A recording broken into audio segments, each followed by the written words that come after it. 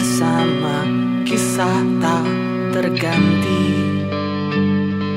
Senja mulai membiru, menunggu. Saya Mayor Jenderal TNI Widianto, Pangdam 14 Hasanuddin, dengan resmi menerima Kolonel Infanteri Erwin beserta kawan-kawan 10 orang beserta keluarga sebagai warga Pangdam 14 Hasanuddin. Jadilah kesatria ayam jantan sejati dari timur yang setia hingga akhir.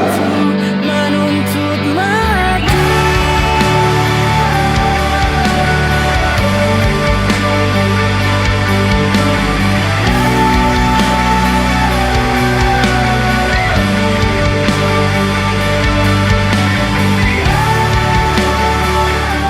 Dengan resmi melepas Kolonel JPA Arwan, SE dan kawan-kawan 16 orang beserta keluarga untuk melanjutkan tugas dan pengabdian di tempat tugas yang baru. Terima kasih atas dharma bakti selama bertugas di Kodam 14 Hasanuddin.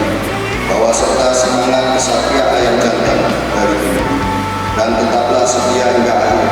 Selamat jalan.